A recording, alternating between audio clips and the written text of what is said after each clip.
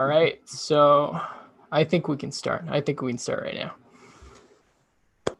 All right, so thank you, first of all, everybody, for joining in. This is the Science and Politics Society, and we are a group dedicated to fact and statistics-based decision-making, as well as getting STEM students, that is science, technology, engineering, and mathematics students, more involved in politics, Science and Politics Society. And we have a treat for you today. Casey Petersen is here, and he is our featured speaker. Casey served honorably 5.5 years in the U.S. Army Infantry. He received his master's degree in electrical engineering from the University of New Mexico, and he is currently a research and development electrical engineer working for Sandia National Laboratories. Sandia is the largest of 17 national laboratories in the United States. And he will be giving a talk titled The Moral Obligations of Scientists and Engineers in a Postmodern America. Sounds extremely interesting. So without further ado, let's welcome Casey. Yeah. Imagine that times well, 1,000. thank you. So I I'm gonna appreciate mute it, myself, Will. And no problem. And whenever and thanks. Yeah, thank you, Will, and thank you to the entire Science and Politics Society for hosting me. I appreciate the opportunity. Will reached out to me a while back, and I kind of looked into the society a little bit and found that our values and goals seem to align. So I thought this would be a good opportunity to put together some material I've been thinking about for a while. So we're going to be talking about the moral obligations of scientists and engineers in a postmodern America. So to start that, we need to define what is postmodernism.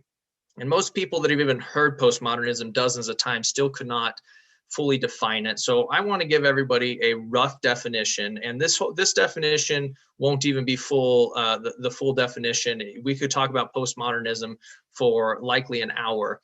But this is a good rough estimate. Every time you hear postmodernism, it is essentially my truth, alternate realities, and echo chambers over facts.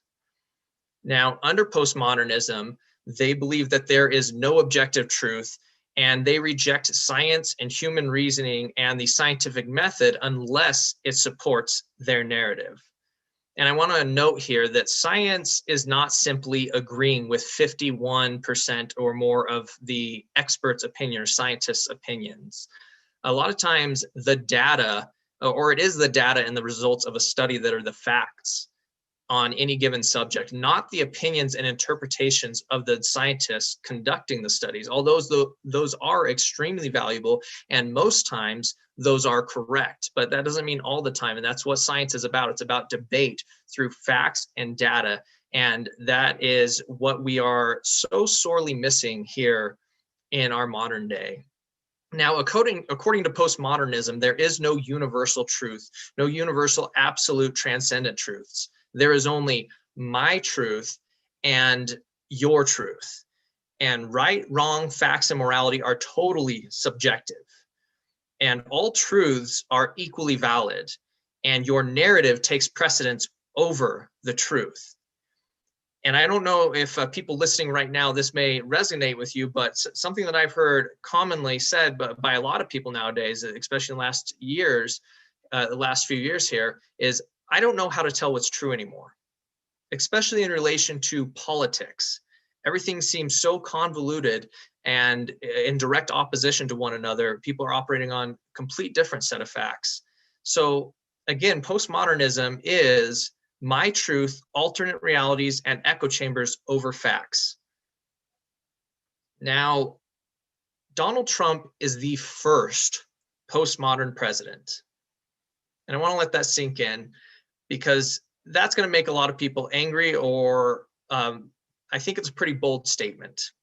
And I was not the first one to make this claim.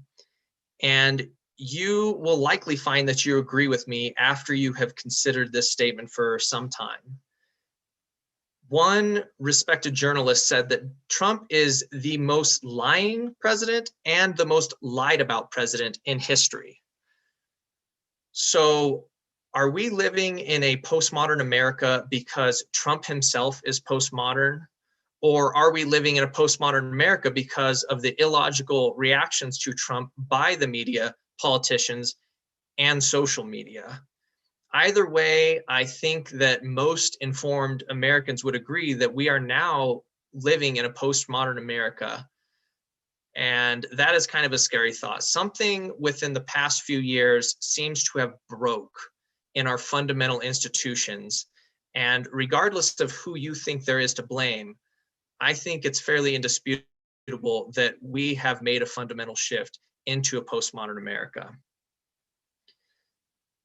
Now, we are living in a unique time where my truth is promoted over the truth, or quote, my truth, and we are finding the facts in politics and cultural narratives that is more difficult than ever before, actually trying to dig out those facts and find out what is true and where they lie. It used to be a common set of facts on any controversial subject, and then we would argue and debate around those facts alone. And scientists and engineers, or better yet, I would say scientifically minded and engineering minded individuals, are uniquely qualified to meet this challenge in this era. We can no longer just sit idly by and watch our nation and the world slip deeper into this postmodern era. And I believe that we have a moral obligation to get out of our comfort zones and engage in the political process like we never have before. We used to have that luxury of just kind of sitting around and consuming politics now and then when it was time to vote. But I do not think that is that is not even an option anymore for somebody who's actually paying attention. And all that is required for postmodernism to thrive is for intelligent individuals to do absolutely nothing. We must use facts, data on both sides of the argument, no matter what side of any debate you fall on or what side of the political spectrum you find yourself. We have to use facts and data in these arguments in order to restore truth and decency inside of our country and around the world. And in order to moderate politics to some level of truth and sanity and ensure that this era only lasts years rather than decades. Now, I currently work for Sandia National Laboratories. I am a research and development electrical engineer. We are a federally funded research and development center, an FFRDC. And as Will said, we are the largest of 17 national laboratories. Sandia is absolutely critical to national security and an amazing place to work. Now, following the death of George Floyd, my employer began pushing materials and trainings based on critical race theory. And if you don't know what critical race theory is by now, you probably have not been paying attention to the news because it has been in the news a ton in the last few months. But not only my employer, but companies and institutions around the United States and around the world even. It was as if that was the green light or the flare that was sent up in everybody's moment to push this out, this critical race theory that had been incubating for years on the periphery. And just now they decided to push it out on everyone. Now let's define what critical race theory is for those who haven't been paying attention. And it's a little difficult for even those who have heard of it a few times to give a clear definition. But we're going to talk about what is critical race theory, and we're kind of abused that term throughout. When we say critical race theory, what we really mean is more generally critical theories and specific critical theories in general. We'll be discussing mainstream critical theories in reference to race and sex, and we'll kind of use the umbrella of critical race theory. But it is this belief that we are hearing that American laws, systems, and institutions are inherently racist and sexist. They were built by white men for white men to uphold and perpetuate white male supremacy. Systemic racism and sexism is pervasive through all American companies and institutions in society. Again, this belief that systemic racism and sexism, along with white male privilege, are the main driving factors for why racial disparities exist in the United States today. Now, critical race theory pundits always divide people up according to their immutable characteristics, such as race and sex. And they break every single human interaction down into power struggles of the oppressors versus the oppressed. And it is typically whoever is considered the majority group, or the group that is in most power, or the majority view that is the oppressive, and the other that is the oppressed. And they inject forced quotas everywhere that critical race theory is adopted in order to correct for past injustices. Now, following the death of George Floyd, getting back to my company, my employer, Sandia National Laboratories, began pushing materials and trainings based on critical race theory. And despite my extensive efforts to point out the blatant lies and deep immorality of these resources, they continued to push this destructive ideology. Over a period of about 2 months, I went back and forth with my management, my upper management, human resources, government relations, ethics, and even legal got involved. And I offered to prepare and host a class correcting the misinformation, and host a class on this subject of race and race relations, what we might be able to do to have this discussion of race in the workplace. I was told that my concerns made it all the way up to the president's or the director of the labs. And at one point during this whole process, I was in a meeting with the senior manager of HR's diversity and inclusion team. And I was told that, quote, "It is not our job to fact check these materials for accuracy." And that took me back. I was really blown away by that. And even my manager, who is an engineering background type manager, she was extremely surprised by that as well. And we had a discussion afterwards about it, but it was just very surprising to me, but it kind of showed me where their mindset was on all of this when I brought my concerns up.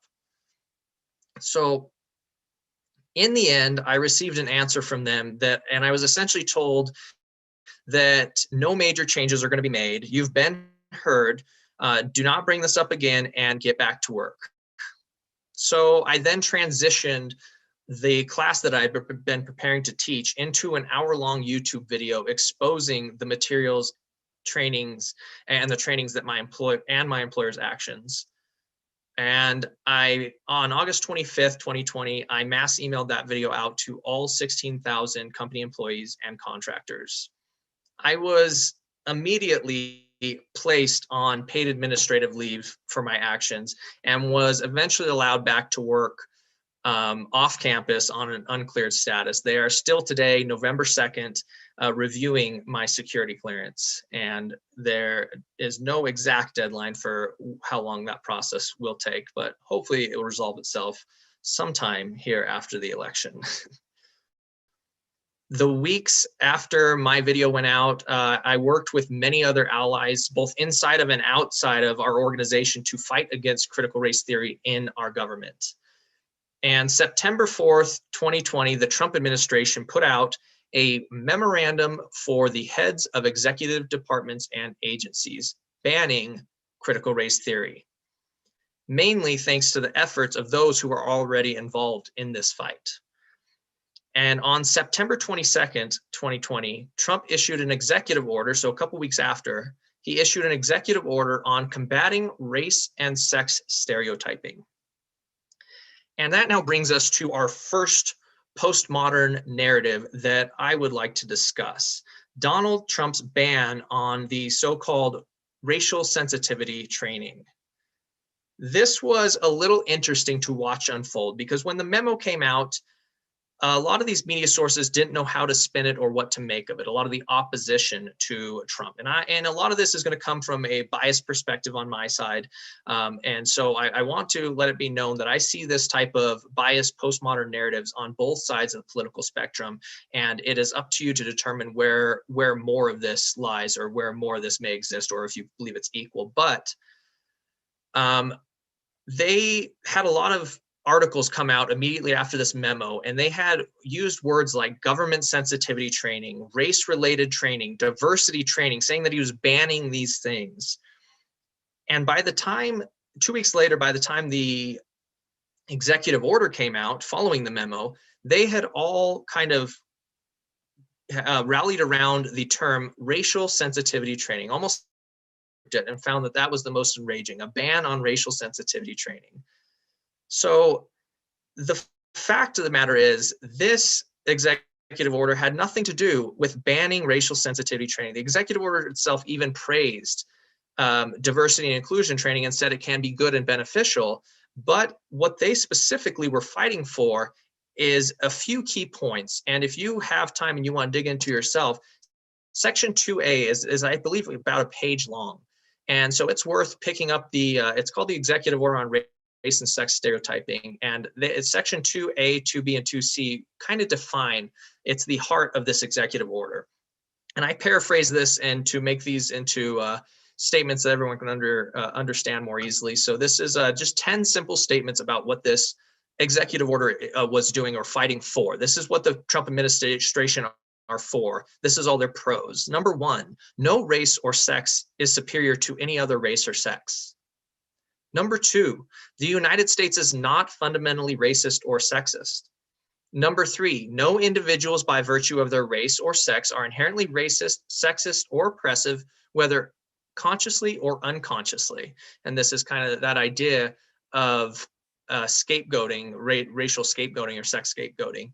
And if you guys haven't heard of unconscious bias training, or it's unconscious racial bias training, to be more exact, because obviously there's a component of fact to unconscious bias on some spectrum. But unconscious racial bias, Harvard has a test for this that you can actually go take.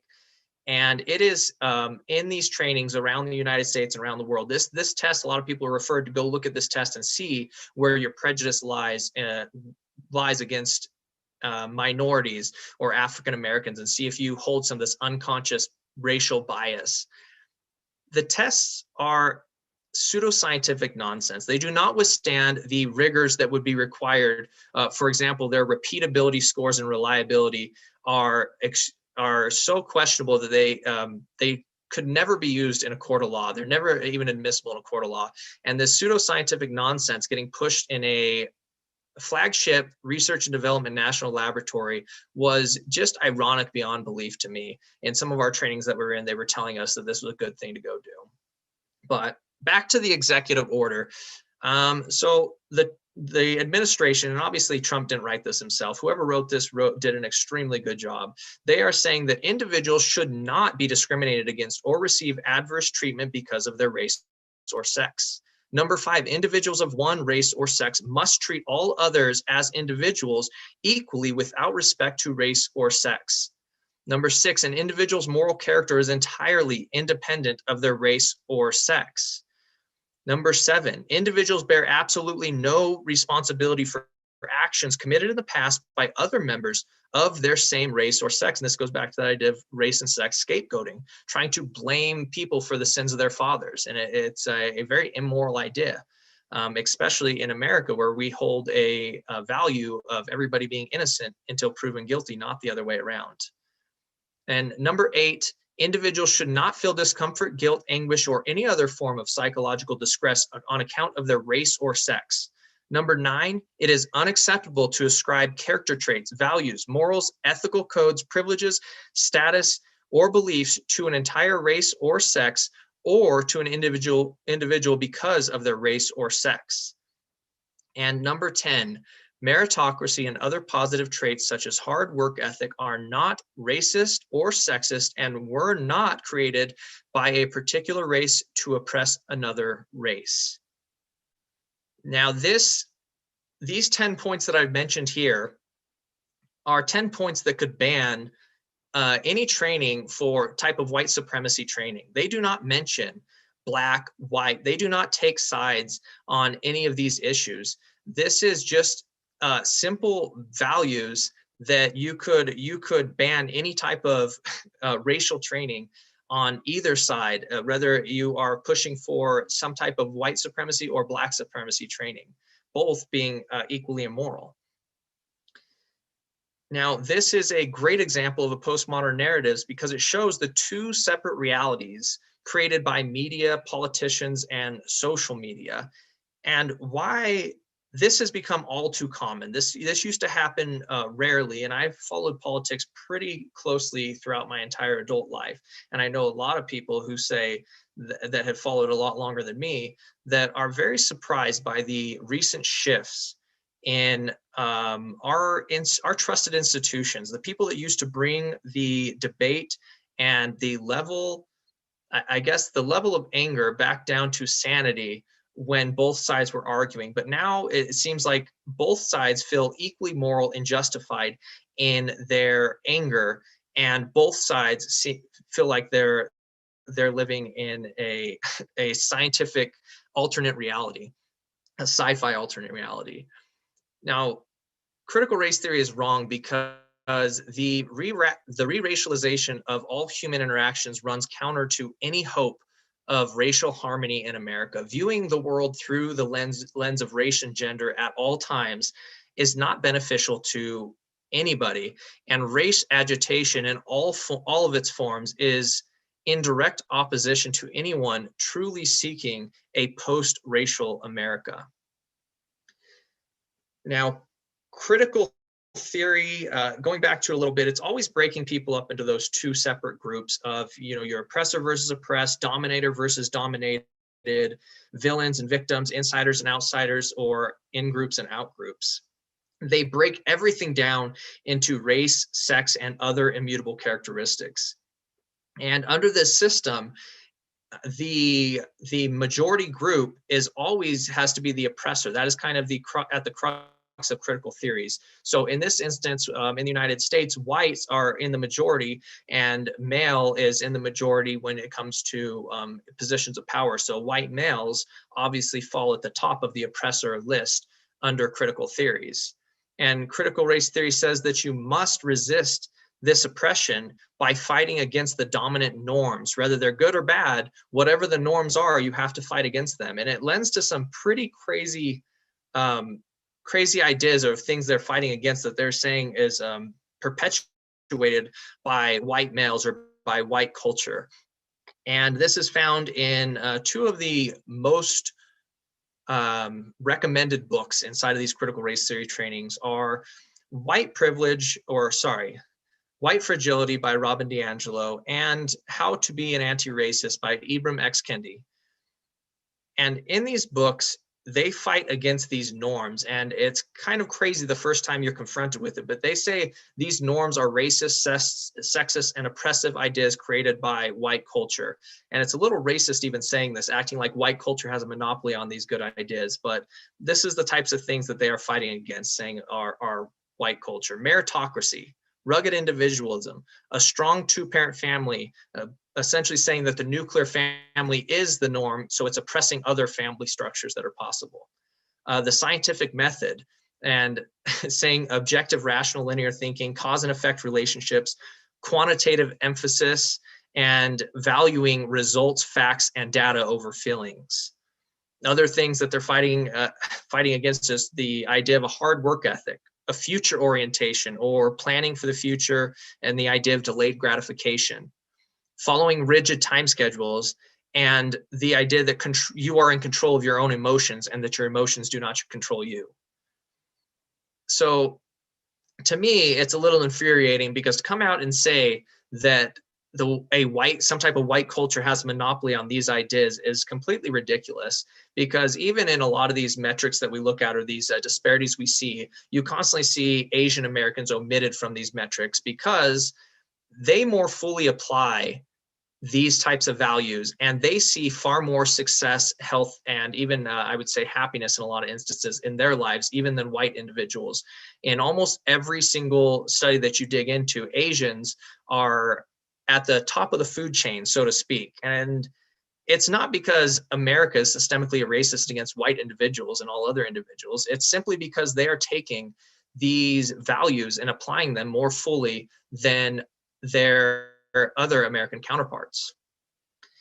Now, this is why the central thesis of the science and political society is so important, and it resonated with me when I heard it. I was watching some videos that Will sent me and kind of digging through stuff, and I really liked the mission. And he said the thesis is essentially, you make the best political decisions with the best scientific facts. And we, for the first time, are seeing science and facts and the scientific method under attack from all sides. And regardless of where you stand on the political spectrum, now I feel everybody is kind of morally obligated to stand up on their side and put facts at the center of every single debate. Science and politics and philosophy are all come from the same common roots. And we want to see more fact-based decision-making in this world as it gets more unstable. 2020 has been insane. And the stability on the world stage, nobody knows what is going to happen going into 2021. And there's a lot of fears around the world that we are going to see economic collapses, transitions of power, mass starvation, and all sorts of other things coming up. And so now more than ever, it is important that we, as scientists and engineers, band together and start getting more involved. This is the last thing that I really want to be doing. This is not where my passion lies. I started a YouTube channel, got on social media, following all the events with my employer. And I mean, I feel a moral obligation to do it, but I could name dozens of things I would rather be doing. It does not excite me. It feels like a chore when I am having to put together content and dig through and read just dozens and dozens of articles to dig out the truth on a certain subject. It is not easy, but I feel like inaction is not an option. So I want to reiterate that scientists' opinion is not the same thing as fact. And we see scientists more and more often now being hijacked, or things are essentially, scientists are being bought by certain corporations to produce certain results, or scientists are putting their own political ends or their own political views ahead of good scientific work. So even going and digging through some of these studies, we are seeing garbage science on both sides. And a lot of times you'll see these scientific studies, it's almost like they're unapologetic when these scientists do it. They will put out some data, they will twist and manipulate the data and say that it means something completely different. And any real scientist or engineer looking at the same data knows that's not the case. But that headline will be in the press for years to come. And they know what they did, but they were not necessarily writing the paper for other scientists and engineers. And we're seeing this being more and more common. So science is an empirical way of building knowledge through the scientific method. It's continually changing to reflect the real world, and it's self-correcting most of the time. In this postmodern era, we're not only fighting on the front of having to fight politics, but we're having to fight bad science. And that might be the most frustrating part of this fight, because politics is so important. Bad politics has killed more people than anything else on earth. It is the power that a nation or government has over its populace, for better or worse. And they're in charge of your lawmaking, your resource control. They're in charge of your wars and any type of enforcement that they choose. Now, I just wanted to give an example here. I thought this was something that a lot of people found profound when I was going through the issues of critical race theory, talking about systemic racism and white privilege. It is such a convoluted subject. It is so difficult to dig through these studies. And I spent hundreds and hundreds of hours, and still I spend, dozens of hours per week digging through different studies and reading papers and prepping materials. And I found, as I was going through these ridiculous claims of supposed, whether it was supposed studies or supposed claims by somebody that was, cherry picking data and such, that I could eliminate 90% of claims on systemic racism and white privilege with 5 simple checks. When I say 90%, sometimes it took more than these simple checks. And then sometimes the answer did frustratingly come out to that there is not enough data to fully answer this. So it would get us, 80, 90% of the way there, or sometimes even less. And then you have to say, well, we need this data before we can definitively answer this question. So the 5 simple checks that I ran through is, number 1, is it anecdotal evidence? This is one of the most common tactics for critical race theory. And I guess it's important to point out the association with critical race theory and postmodernism at this point, because critical race theory is completely upheld by in factual data by manipulations and lies and things like anecdotal evidence. So postmodernism and critical race theory have to be married at the hip in order for critical race theory to exist. So my first check was saying, is this anecdotal evidence? Because that can be dismissed outright. Anecdotal evidence that is not accompanied by good data to support that anecdotal evidence is complete garbage. Number two is, are they fast forwarding? Are they using historic racism and outdated data and fast forwarding to the present? So a lot of people see this where you will sit down in a presentation for critical race theory and they will talk about slavery, Jim Crow, and all the horrible, evil, racist history of the United States, which is completely undeniable. But then they will fast forward, typically somewhere in the 60s to the present modern 2020, and say, therefore, racism. That is fast forwarding. Number three, are they comparing apples to apples, cherry picking data, or using statistical manipulations of results? This one's extremely common. And this goes along with number four, which is, are the arguments relying on the argument unequal by the population benchmark, therefore racism? So the population benchmark is overused so much inside of critical race theory to say that Black people and Black individuals and white individuals are arrested at different rates, therefore disparity exists, therefore racism. When the real benchmark is not the population benchmark, but the crime benchmark. How many white Americans are committing, a certain crime? How many Black Americans are committing a certain crime? So that's the idea of not when you're not comparing apples to apples, or you're using the wrong benchmarks. Inequality is not necessarily inequity.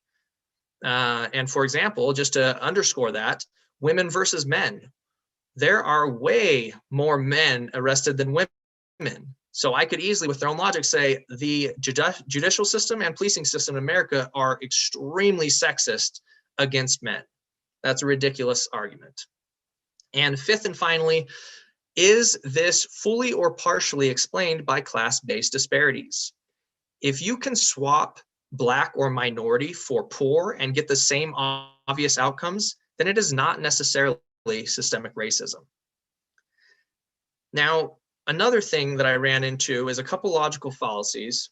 And so I just wanted to go over those real quick. Is the affirming the consequence logical fallacy is used so much. And the reason we're talking about critical race theory so much right now is because it seems to be a very, very strong driving force behind this ushering in more fully this postmodern era.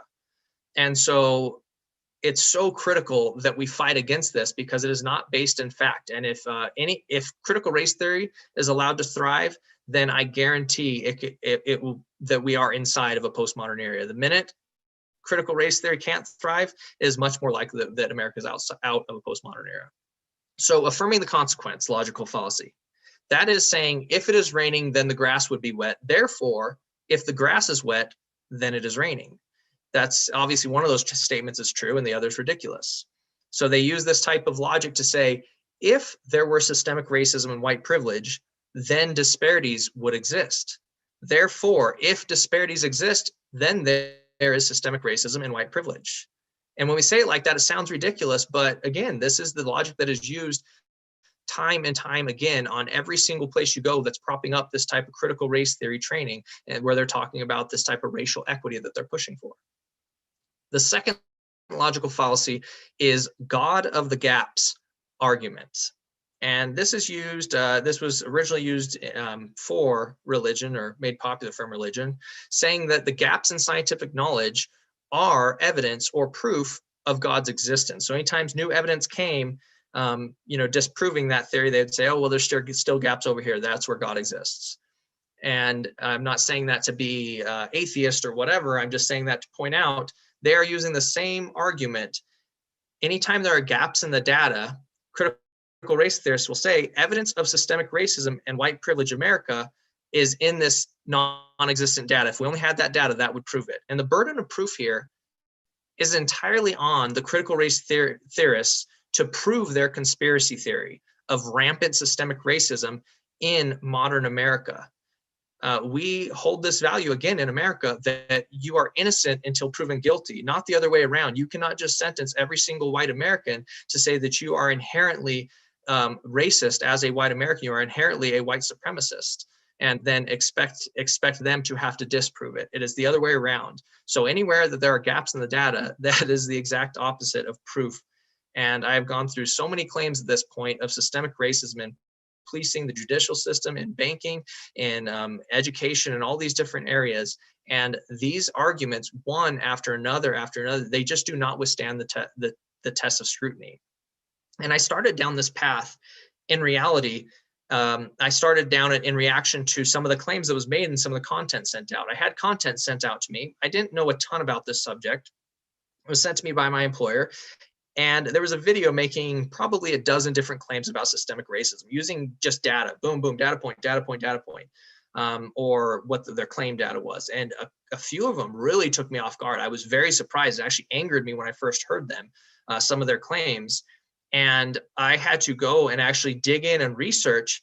And then by the time I was done researching their claims, I was even more upset that they would use those type of misleading tactics when I actually went through and found out that their claims are complete garbage. And so I want to say that it's been said a lot of times that hard times create strong individuals. And then that creates in turn good times, which in turn creates weak individuals, which in turn creates hard times.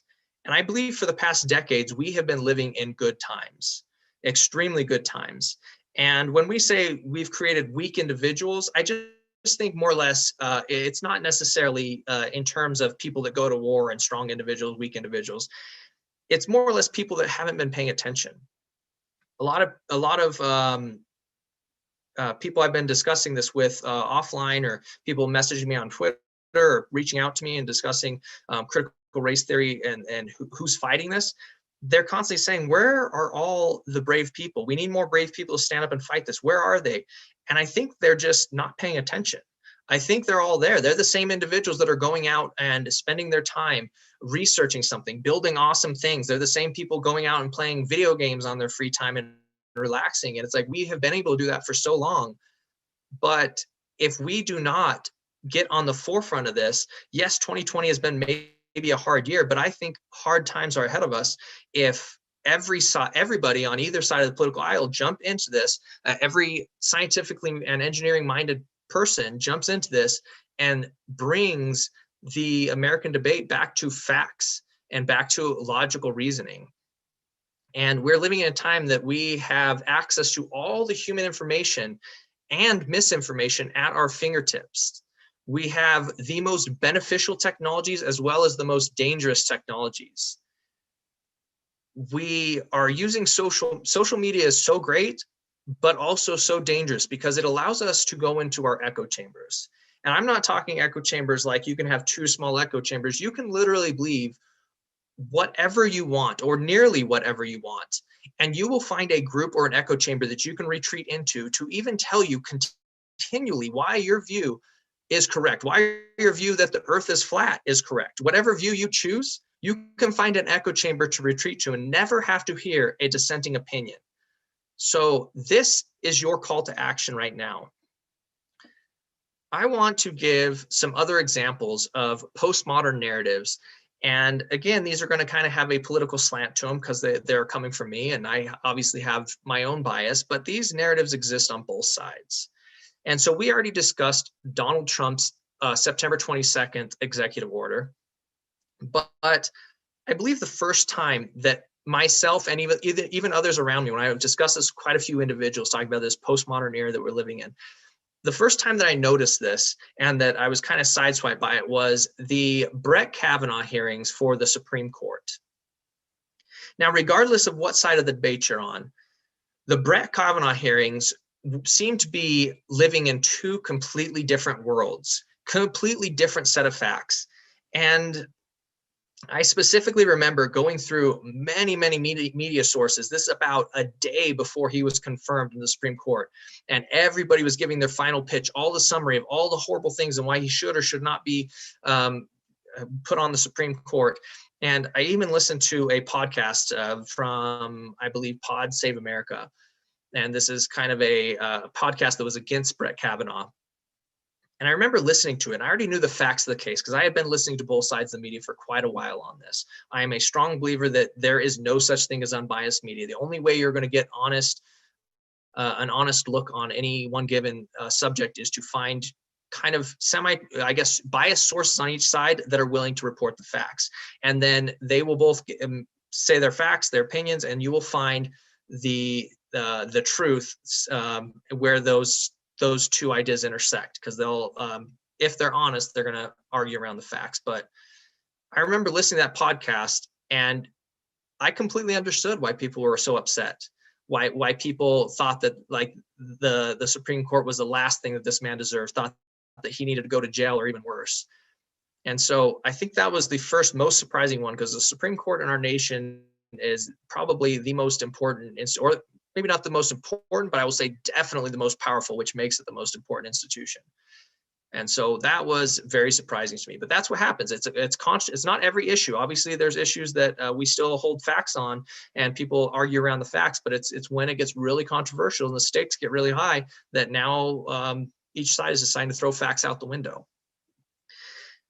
Now, other postmodern narratives, the debate fact checks and fact checks in general are laughable nowadays. You go to a lot of these sites and it is so misleading. The first snippet, they'll tell you mostly true, mostly false, or completely false, whatever it is. And sometimes you'll even read down in their own article and find out that they're just making the premise of the question extremely nuanced so that they can say that it is mostly true or mostly false, whatever it may be. Even claims, we talked about Trump is the most lying president and the most lied about president. One of the narratives that gets perpetuated, a couple of the narratives, is like Donald Trump's comments about Mexicans are animals, or the Charlottesville protests, saying that there's good people on both sides. Supposedly he said that. And those are such a misrepresentation of what was said. And there is so much to criticize Donald Trump for. So it just baffles me that they feel that one side feels that they have to manipulate reality in order to attack. Even on the Russia-Trump collusion, both sides, there was biased media sources on both sides that were just completely insane with that entire narrative. And then people in the end saying that Trump came out smelling like a rose. That's not true either. The dictionary definitions. This one is one that was that's kind of surprising. It's almost funny if it wasn't so scary. The definition of racism has recently been updated to reflect the critical race theorists' version of racism, where only white people can be racist because they're the ones that are part of this system of power. Black individuals, if you believe that black is superior to white, you cannot be racist as a black individual. So they updated that definition. Sexual preferences was a very surprising one. In the hearings in the Senate with Amy Coney Barrett, she used the word sexual preference, and it has been used so many places, and she immediately got eviscerated, saying that was an offensive term. And there are so many clips of individuals that were claiming that it was offensive, or newspapers claiming it was so offensive, of them using the exact same term of sexual preference. And immediately, one of the dictionaries came in and updated sexual preference, like the next day came in and updated it to mean that it was offensive. So it's truly underscored that we are living in a postmodern era. The idea that the Constitution is a living document kind of goes hand in hand with the dictionary definitions, not necessarily dictionary definitions in this case. For a long time, you've had certain competing views that the Constitution should mean what it meant, or laws should mean what they meant when they were written. You should try to interpret them the way they were written. And then another interpretation is that it is a living document and that we should interpret them with the language we have today. And so a common tactic to use is to take the language and stretch it, starting in academia and then pushing more mainstream until a decision will come down from a court saying, oh, this definition has shifted, therefore we can now shift what this law means. Essentially, they call it legislating from the bench. And that has gotten more and more common and called for in the open. And it used to be more of a subtle thing behind the scenes where they tried to say it wasn't happening like that, individuals that believed in that. But even you look at the narratives surrounding climate, gender, and like your social media, like the fact checkers they have, and you can see all of these different subjects, people are living in different worlds with different set of facts. And we are getting to such a dangerous position in the United States where there is now mainstream media sources talking on almost a daily basis about the possibility of civil war. This is the only thing that a postmodern America can yield. When you run down that path, you will have two sides thinking they are completely morally justified and that the other side is completely evil in trying to accomplish their means. And it seems like that's the only logical outcome. And it's completely terrifying. But social media, I guess, was on full display over the past couple weeks, their bias in, I guess, helping to prop up this kind of postmodern era and these postmodern narratives. The Joe and Hunter Biden laptop scandal kind of broke. And whatever side of that argument you're on, the New York Post has been around for 200 years, and they posted an article covering this on Twitter. And both the New York Post was banned and the White House press secretary was censored on social media for sharing this information. And they have since kind of allowed them to come back, and supposedly came back and said, oh, it was a mistake. But they are, one side on this specific narrative just highlights my point talking about postmodern narratives. You go pick a source. There's some good sites that'll show you which media sources are biased, and go listen to both media sources, and it'll kind of show you the different worlds they're operating in. Like, you can make your own decision. But there was a famous progressive journalist, Glenn Greenwald, that resigned from The Intercept, and that is a news organization that he founded. And he resigned after they violated his contract for him trying to post a story about this Hunter and Joe Biden laptop scandal. And they sought to censor his reporting. And they demanded that he remove certain information on the scandal. And he is contractually, he is the founder of the paper, and he is contractually editorial independent. And they refused his secondary protections, which allow him to publish with other news outlets. Being editorial independent also means that they weren't supposed to be able to subject him to any type of editorial process. And so he said, he actually wrote a paper. He went out and became an independent journalist here just in the last week. And he said, like anyone with young children, a family and numerous obligations, like anyone with children, a family and numerous obligations, I do this with some trepidation, but also with a conviction that there is no other choice. I could not sleep at night knowing that I allowed any institution to censor what I want to say and believe, least of all the media outlet I co-founded, with the explicit goal of ensuring this never happens to another journalist, let alone me, let alone because I have written an article critical of the powerful Democratic politician vehemently supported by the editors in the imminent national election.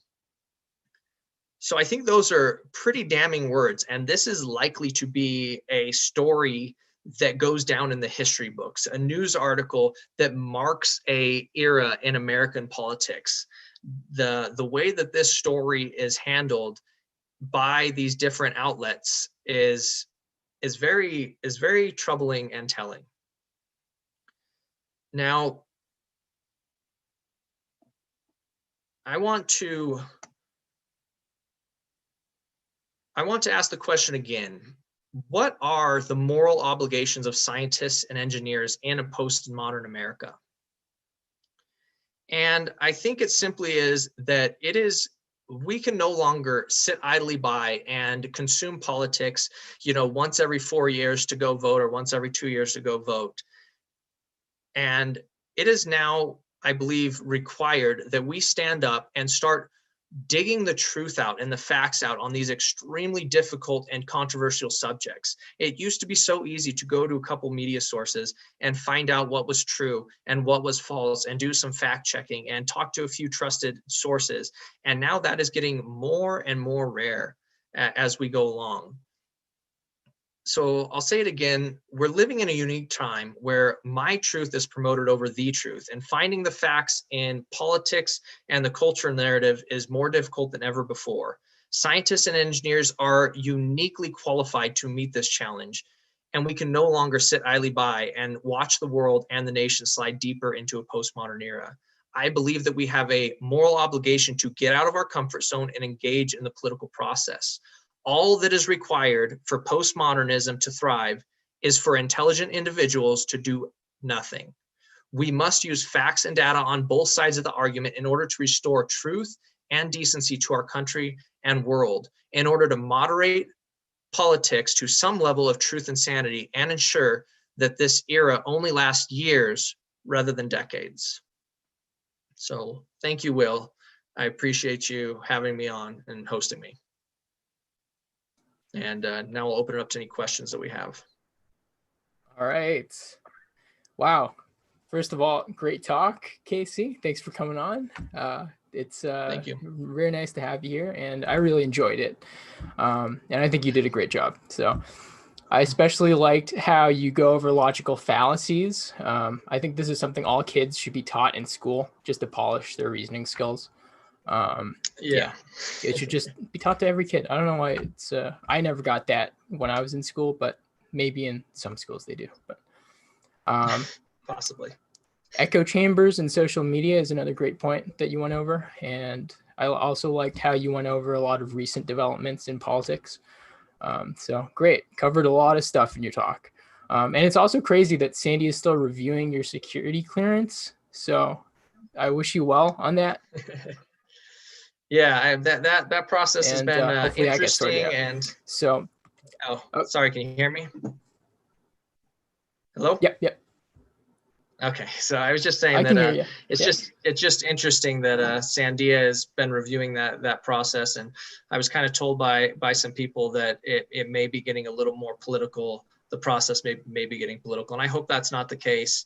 But I was kind of given a heads up ahead of time before some delays were put in place. So hopefully that process will go on without politics being injected into it. The National Laboratory is a great place to work and absolutely brilliant people there to work with. So I hope that we can just get past this kind of critical race theory stuff that was injected in there and move on with doing great work and in support of the national security interest.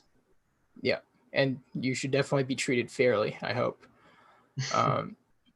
It's crazy. I was thinking about it, and it's a national security facility or development center or institution, and they're trying to institute, I'm not sure what diversity has to do with national security. I think if I wasn't trying I think diversity has a big place in national security, as far as we have obviously humans work there. So it's extremely important that everybody feels safe and comfortable and is able to work together with one another and feel like we all have each other's back and no one's being judged for something as petty as their immutable characteristics.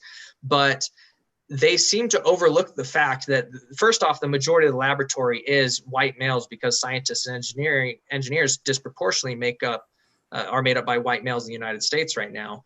And so they are vilifying the largest percentage of their population, and they've been hemorrhaging good individuals in the national laboratories, and it has been causing serious issues where it's actually bleeding over into affecting performance and concerning people that it has started to, or going to start in the very near future, start affecting our national security mission. And that's completely unacceptable. It's probably one of the most important things that shouldn't be affected nowadays. So yeah, I mean, this is a national nuclear laboratory. It's a nuclear laboratory. You should hire the most merited people to run a nuclear laboratory, right? Anyways. Yeah. Okay. No, there's a lot to fight on that front. Yeah. So anyways, I've got some questions for you. I've been keeping track of the YouTube chat. So, the first one's from me. So I'm going to go one step further than you. And 99% of the people I know in the YouTube chat in the world are going to disagree with me and call me crazy. But I think that, not even I think, but biological science has the consensus that race is not genetically provable.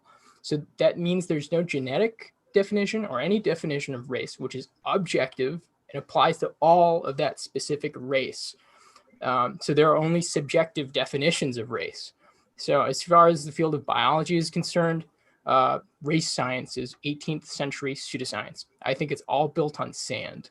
So my question is, why does on every job application, every university application, every license application, they ask you about race, which is pseudoscience?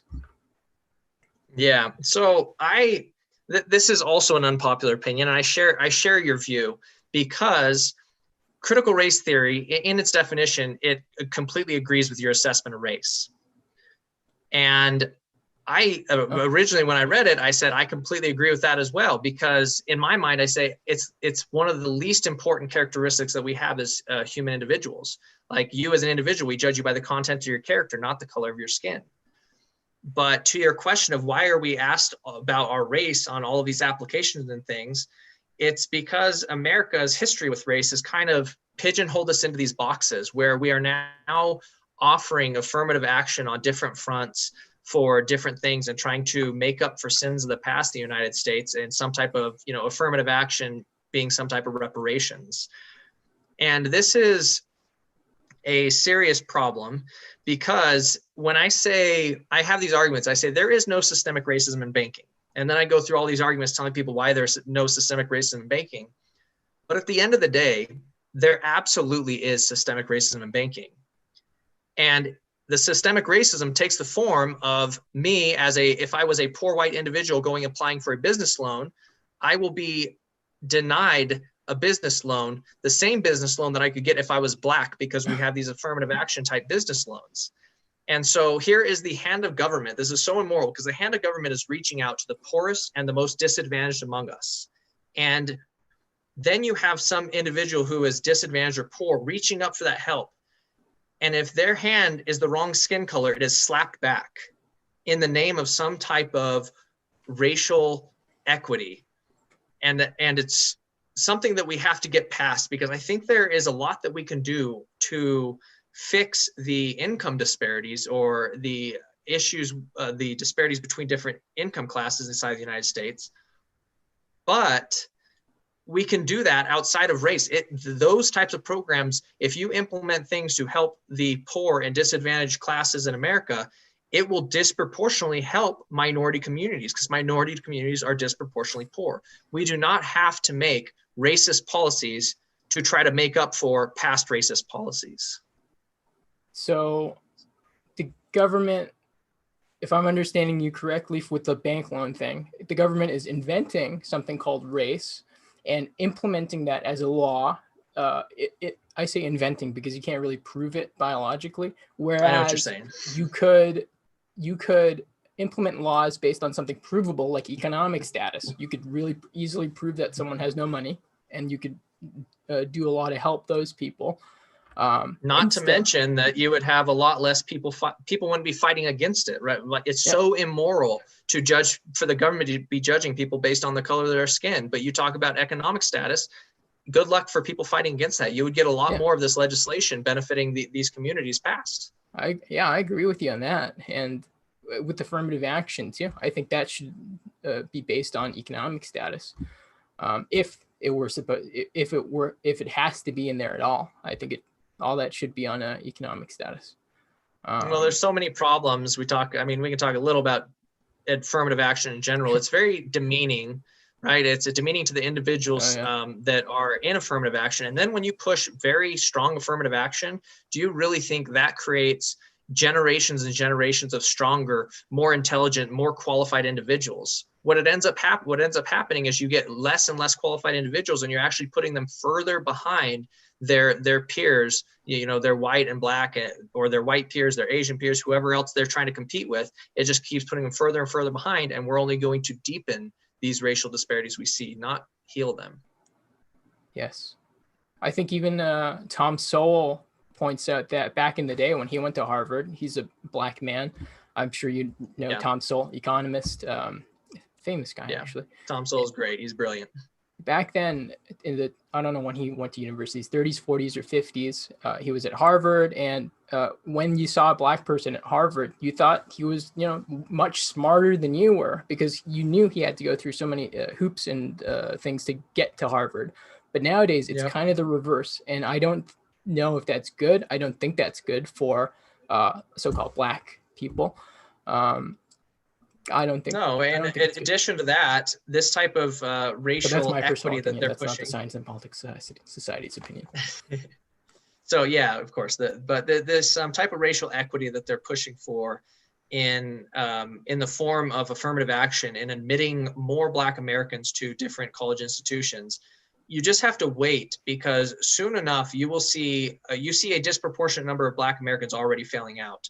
Soon they will start requiring that they graduate at the same rate, and you will start seeing that same affirmative action applied to GPA standards or whatever it may be in order to make that happen.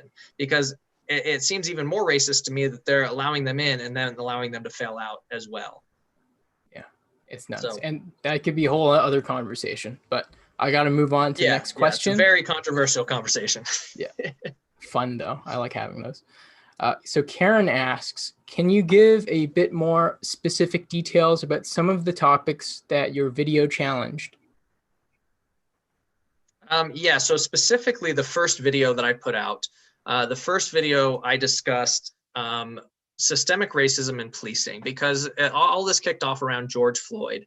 And so I discussed systemic racism in policing, and I gave a small amount of data in there. It was about an hour-long video, and half of that was with me talking about the specifics of my own company and what's been happening in my company. So I covered a very small amount in the first video I put out.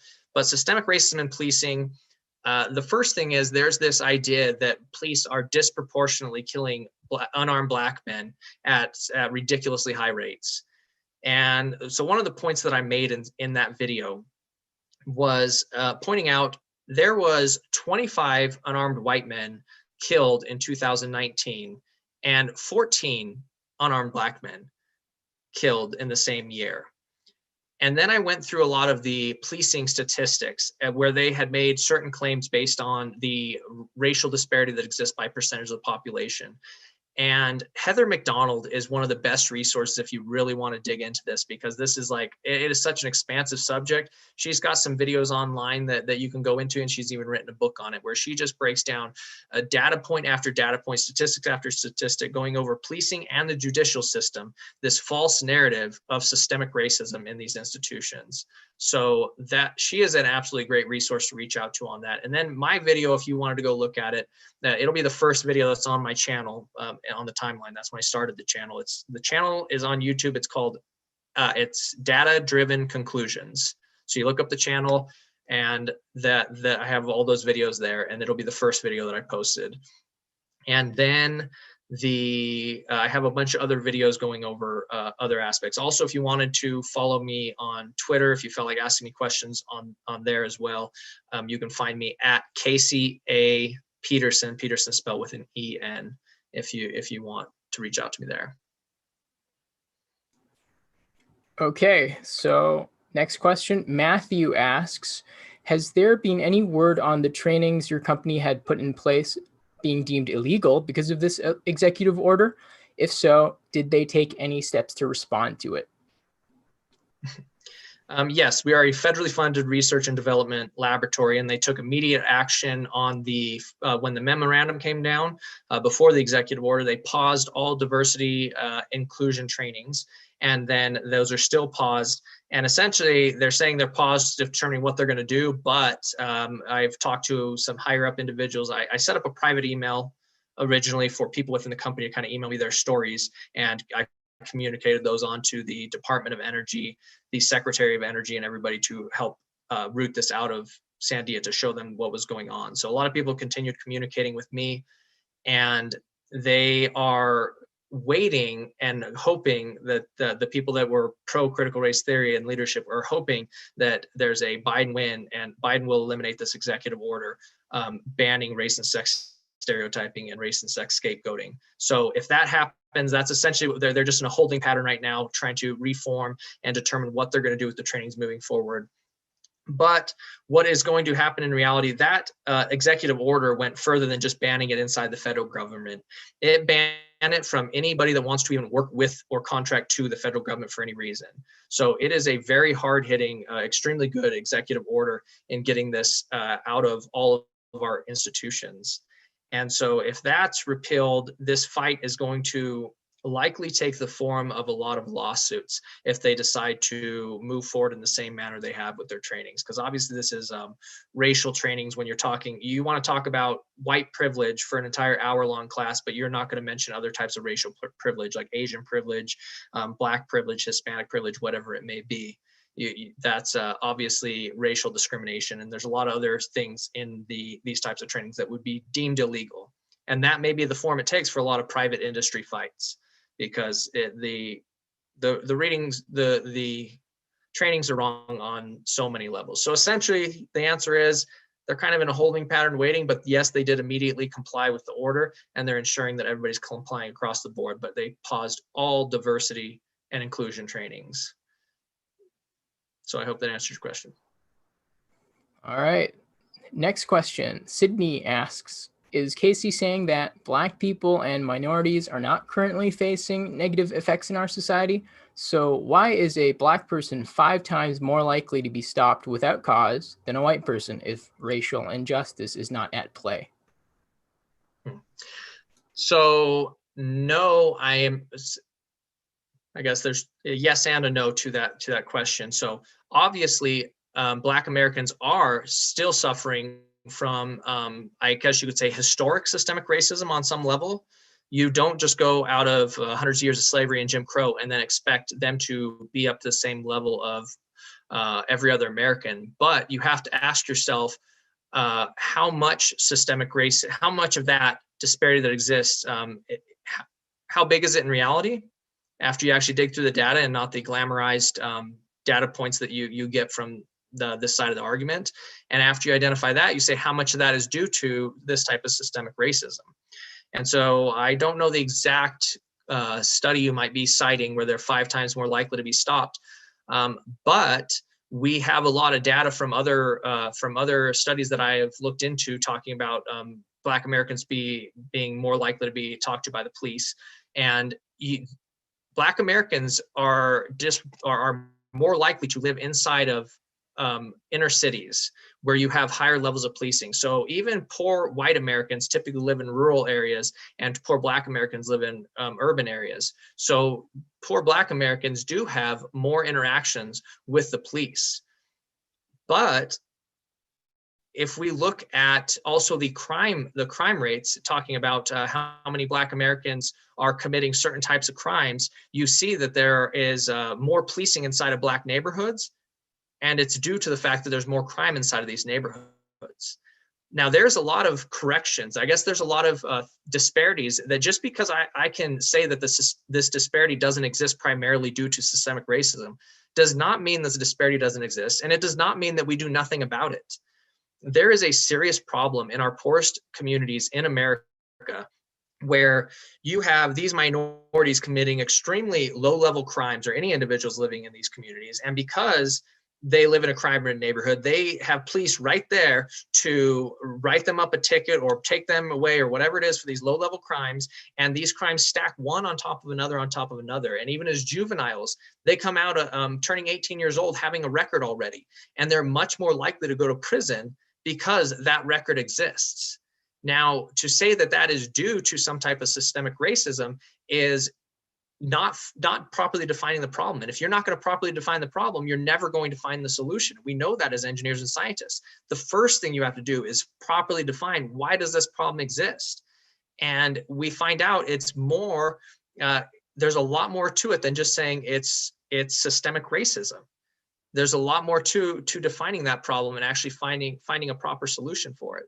So yes, every single time I have run into these claims of this means systemic racism, no, that's not necessarily the case. You have to say, is that the main driving factor, or even a large contributing factor for this racial disparity existing? And there are so many more reasons that type of the disparity that even you mentioned might exist beyond just simply saying racial disparity. All right. Next question. Sydney also asked, Casey, who's paying the scientists?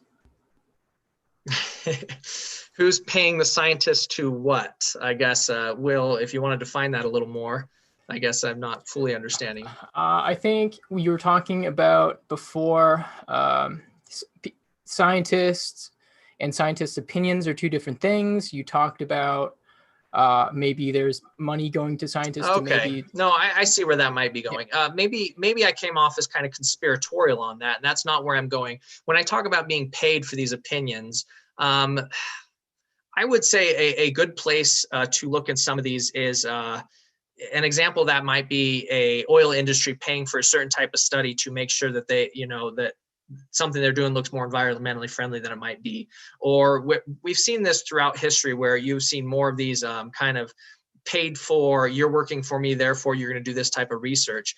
And I would say you're much more likely with bad studies. When I see bad studies, I'm guessing the motivations are more that it's just politically aligning with what, or it might even be their confirmation bias kicking in. They know what result they want to get, and therefore they get a certain result on a study. But many of these studies, when it came to proving some type of systemic racism, it was pretty clear that they were trying to manipulate the data in very specific ways to get specific results. And just because you went to college does not mean that you are not going to be politically motivated or be a politician. And there's been, I don't know, there's just so many examples of bad science or bad scientific papers put out on either side. So you can't just say just because they made a claim that's bad science. That is why it's important for us as scientists and engineers to actually jump in and dig through this data. It is not easy. So when I say we are uniquely qualified, it is because to run down a simple answer sometimes take hours and hours, or on bigger things, we'll all go days, researching on specific subjects like judicial, federal prosecution and sentencing. That is one that I had to dig through for a very long time to dispel this myth of systemic racism in the judicial system. And I guess a quick little preview to that is that if you actually go look and dig into the sentencing guidelines and the type of forms they have to use and fill out, and it's essentially like an engineering flow chart where you go through and you put everything in the box, and there's no box for like, are you black or white? And you get a longer sentence for that.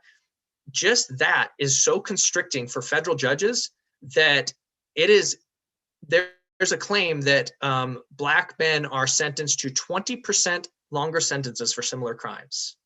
And so that's one of those that sideswipe me. I was like, that is clear racism, like clear-cut racism. If that is true, that is clear-cut systemic racism in the judicial system. And then I dug into it, and even just in the processing guidelines, there is no way you could be racist and offer that longer sentence, much less a 20% consistent longer sentence for similar crimes.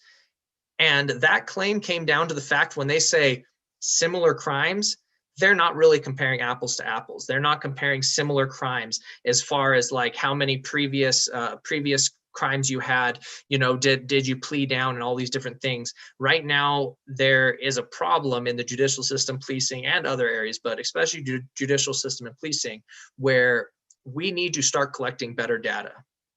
But even of the data we have, it completely, it almost entirely debunked that claim. And any other doubt that exists would have to fall into the logical fallacy of God of the gaps argument if you're going to try to claim that that's where the systemic racism lies. So I hope that answered your question. I'm not trying to say that people are specifically, there's some nefarious force out there paying for study after study on critical race theory. I just think there's a lot of individuals that already have a political pressure wanting to prove these things. And we've seen, we have decades and decades of garbage studies. I'm just talking about them in this specific category of critical race theory. So anytime something's extremely political, I would almost mistrust the study on its face. You got to dig into it and verify the study yourself, regardless of subject, critical race theory or anything else. Once it gets controversial, you start having other forces come into play other than just pure scientific, intentions and ethics. So that's what we're up against. Okay. Karen asks, have you considered that some systems are still racist based on their locations? So racism might not exist in some locations, but it is still prevalent in others. I guess I would have to know what systems you're talking about. I could certainly see possibly a racist community or something like that. Maybe you have a school that's hiring, and some people on those boards might be individually racist. But when we levy the claim of systemic racism throughout the entire United States, in our institutions such as policing and the judicial system and things, that's a very heavy claim. So when we find pockets of racism or racist individuals, which absolutely exist, racist individuals exist, we are morally obligated to expose them, root them out, and get them out from behind our systems of power, out from behind the wheels of power.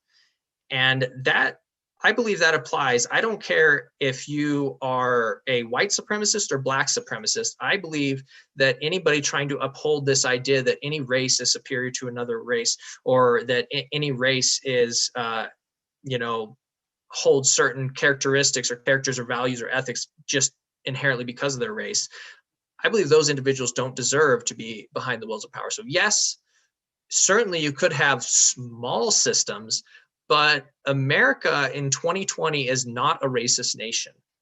And I have debated with many individuals, in my friend circles and at work, prior to this, talking about, you should really ask yourself, just white Americans, what percentage of white Americans do you think are knowingly, openly racist, knowingly, knowingly hidden racist, and unknowingly racist? And those answers will be very telling. If you actually write down a percentage, put a number on those and say, I think this percentage, that percentage. I ask individuals at work this, and they're giving me numbers like, 40%, 30%, that they believe that this amount of people are racist. And I have been all around the country. I used to be in the Army. I worked with people from all walks of life. And I think the older generation is much more prone to think that, but that is just simply not the case in America now. And I have been kind of moderate conservative leaning all my life. So I would be running in those type of circles that, I would assume they would think this racism exists in. And so I don't think that we could even have small systems of racism exist for any amount of time around the United States. It would have to be shown to me before I would even believe it, because we have gotten so far on race and so far past being a racist nation. Sydney asks, and I'm not sure if you answered this already, but where do you place blame for the socioeconomic disparities among minority groups if you're discounting systemic racism? Okay, great question. The economic, I did a video. This is something good, obviously getting into it. I did a 30-minute video talking about economic disparities and race in relation to race. But the claim is that these economic disparities exist primarily due to current systemic racism or past systemic racism, or white privilege. I did the video on, I believe, white privilege and white privilege and economic disparities, if you wanted to look it up. And you would have to say that the factors for systemic or white privilege are stronger for stronger driving factor than other factors, such as where you live in the United States. Like, for example, like depending on where you live, that greatly determines your economic outcomes. Cultural factors and personal decisions are huge. There are certain things that we do that produce success inside the United States. Certain things such as, graduating high school, at least waiting till you graduate high school before you get married, waiting till the age of 25 until you're married and have a child, and making sure that you are getting and holding down a full-time job. And there's some very, very simple things that we look at the culture surrounding certain races. And I would say we look at Asians, and they more fully apply the few rules, or those aren't obviously the only things that go into success, but they apply these different rules within their culture that drive a more successful outcome for them. And we see it in, every single statistic is pointing out, whether it's banking or whatever it is, they're saying banking, white people are denied at twice the rate of Asian Americans. And it's not because the banks are racist against white Americans. It's because Asian Americans are more fully applying those simple rules that ensure success in America. And there are, I think it's also important to point out that Black or African origin Americans, Black Americans, are richer than any other African American, African origined. They're richer than any other African origin person anywhere on earth. They're richer than Black Canadians. They're richer than Black French. They're richer than Black, you name it. They are the disparity still exists between white and Black America, but you have to ask, you have to dig into the data. You can't just say the disparity exists, therefore it must exist because of the systemic racism. You have to ask why. You have to dig into the data and actually sort through that. All right. Ain Kays says, and sorry if I butchered your name, but they say, why do you think the STEM field is dominated by white men? So I think there is things that we can do. The STEM field is dominated by white men because in the past, white men have been attracted to the STEM field. Men in general, that's a whole nother argument that we could get into, talking about men versus women being attracted to the STEM field. I think there is a lot of value in the pushes that we have to market STEM differently to females. And there's a lot of, like brilliant scientists and engineers that I work with that are females and minorities. But the fact is, the way that we need to market to a female may be different than the way we need to market to a male to bring them into the scientific community. And I think there's obviously value in anybody that wants to come into a STEM field. I think that we should be pushing for more females and more minorities to come into the STEM field. As far as minorities go, there is this is now getting into education and the kind of a culture as well. You have a stigma around education. Even Barack Obama talked about this, the stigma around being the smart guy in a Black community. It's like looked at as a negative thing, and that culture needs to change both within. There's a lot of other stuff, family structure. This also goes into income disparities hand in hand with education. So income disparities, your family structure is absolutely huge. And unfortunately, the single motherhood rate in the Black community is higher than other communities. And so that is a big thing. Having a two-parent household, whatever that household looks like, having a two-parent household is absolutely crucial. I have children myself, and I couldn't imagine doing that on my own. My children would be so neglected on so many fronts without having that two-parent support system. And so I think it's the fact that we aren't seeing minorities when we talk about minority males, getting past just saying females in STEM. I think minority males not being in the STEM field, it goes hand in hand for the same arguments of why are these Black Americans not succeeding economically. And there's 3 simple rules that kind of get touted a lot. They're obviously not the silver bullet, but every group that follows those 3 simple rules that I highlight in that white privilege and income disparities videos, every single group that follows those 3 simple rules, you see those disparities disappear across racial lines. If you only compare those groups, only 2% of individuals in those groups find themselves in poverty. So I think that is huge. So I do put a lot of value on changing the way we talk to minority communities and females, trying to recruit them into STEM. What I do not support is trying to say that you are not capable enough or smart enough and you need some type of preferential treatment, some type of affirmative action to reach down and boost your scores or look at the color of your skin first and foremost and promote you or hire you over somebody else. That is beneficial to nobody. You don't want to be working with people and constantly looking over your shoulder, wondering if you have the same qualifications as them and if you belong there in the same room as them. I think that's very destructive. But there's a lot we can do on that front, and I hope that answers your question for that. But there's a lot that we need to do for marketing STEM to different groups. Okay, just a few more questions. Sydney asks, Casey, what harm is the race training really doing to white people, in your opinion? I would think that any training to treat people more fairly is a good thing. Yes, training to treat people more fairly would be an absolutely great thing. And we've had racial training. I had it at multiple companies and at this company, and racial sensitivity training and just, generally, just talking about treating people fairly is great. I'm not against all racial sensitivity training or just racial, training in general. But the problem is that's not what this training was. There's a lot of people that are filling, these trainings are telling you that you are inherently a white supremacist. You're inherently racist as a white individual. And I have, again, I hate to keep recommending people go back to my channel, but I have some early interviews, not even interviews, letters that people sent me privately when we were going through this whole thing, sending letters on up to the Department of Energy, showing them what was happening. And this is just one example. There was a team that had a Black individual. He had worked with multiple Black individuals on this team in the past.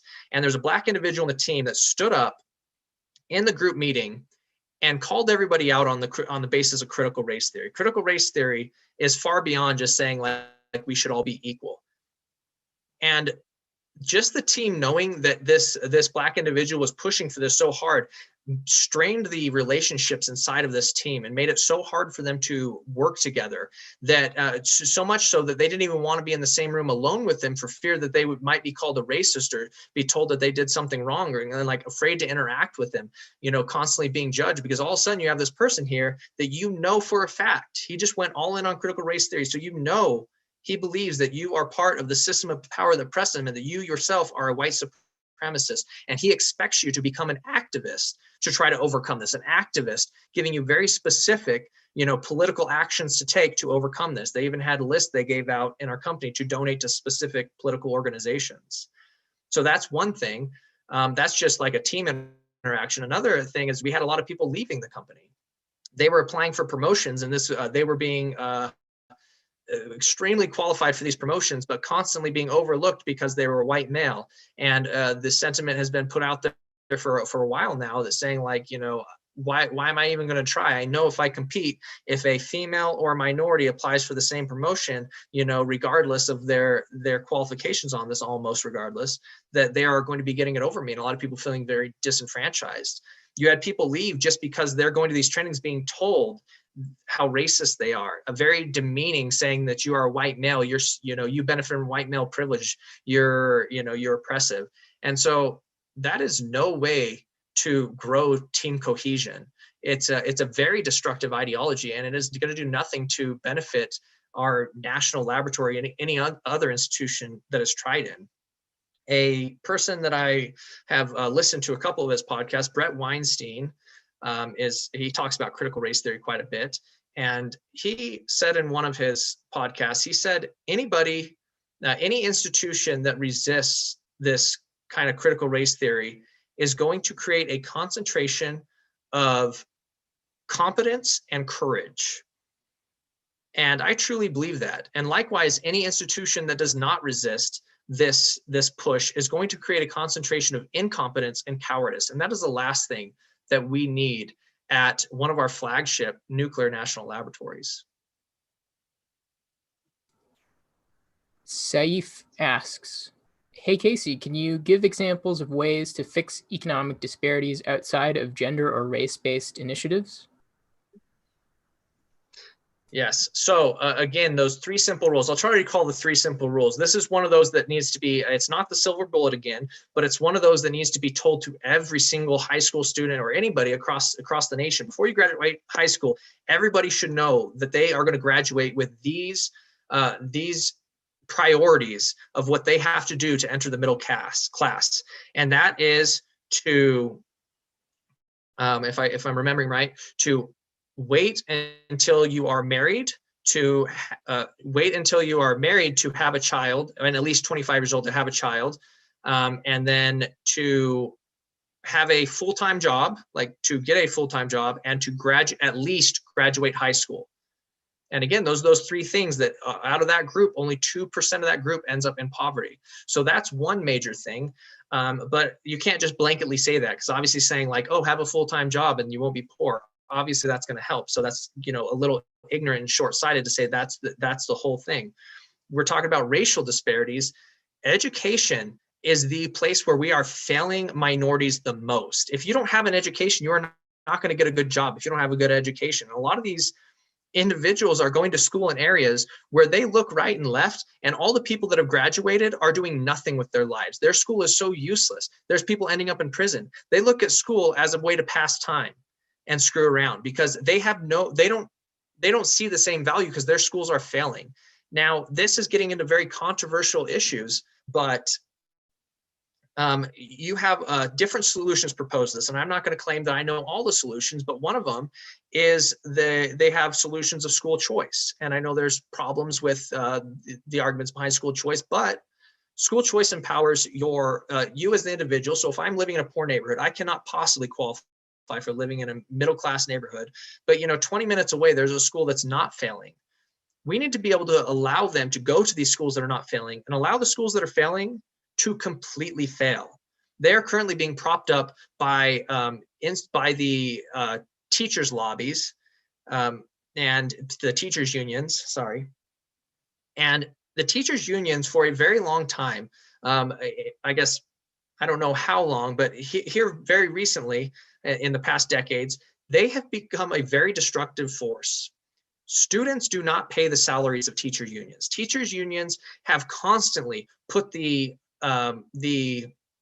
needs or the desires of the teachers over the well-being of the students. And you'll have a lot of teachers there. It's almost impossible to fire a lot of these teachers. So there's a lot of reform that needs to happen within our schools. And I think there's really good arguments to be made that you should not have different amount of funding according to where you grow up, how rich you are, how rich the neighborhood is. It's ridiculous that you are going to live in a rich neighborhood and you're going to have this school that is so wildly overfunded, and then just across the road in a poor neighborhood, they don't receive any funding because it's all from property taxes.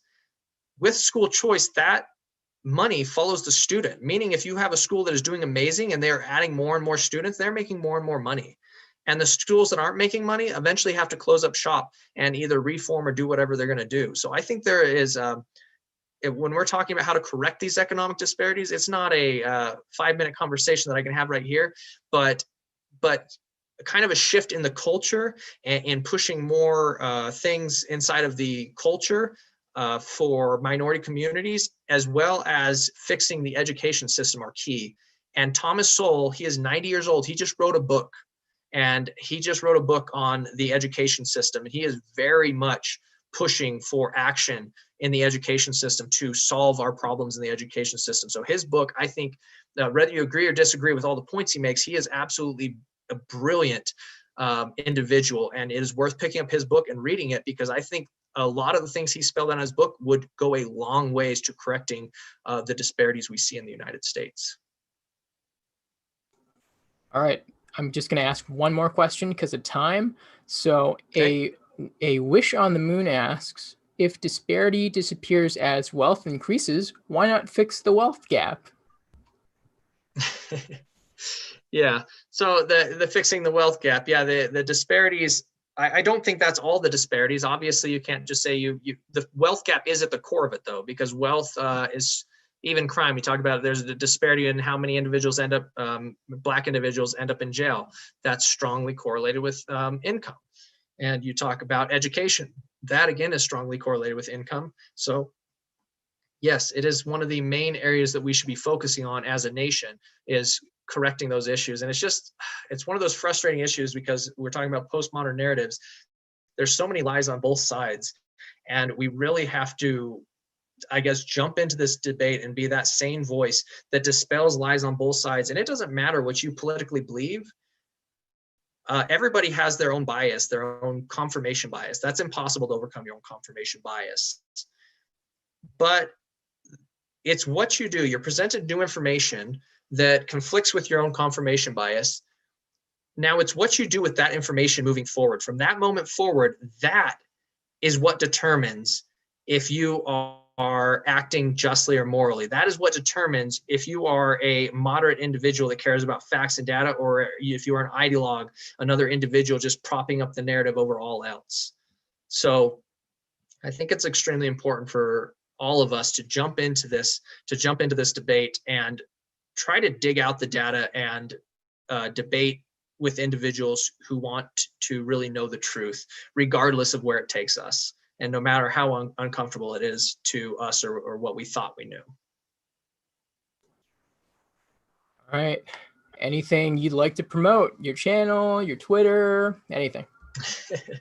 I think I already promoted my channel just on Twitter, KCA Petersen with EN. So Data Driven Conclusions on YouTube.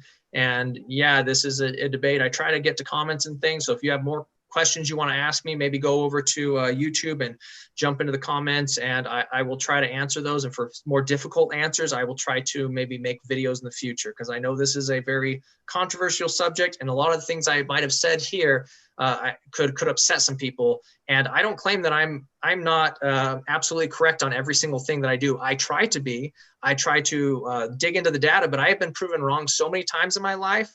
But it has refined me more and more to the point that now I feel like I am a little better at making claims and finding data and doing things without being proven wrong so much. So I really try to be correct, and I listen to the data. And when somebody has an opposing view they want to present to me, I really, truly am interested in hearing it. So Data-Driven Conclusions on YouTube, head over there, or Twitter, and we can chat over there. And if this is stuff that you're hearing for the first time, and you're kind of surprised by a lot of my comments, I highly recommend you diversify your media sources. Because if I found out that media sources I had trusted for years had been lying to me, I would be absolutely livid. And I have had that experience before, where I've listened to a media source and then I go and have a debate with a friend and they mention a fact or something that completely annihilates my argument.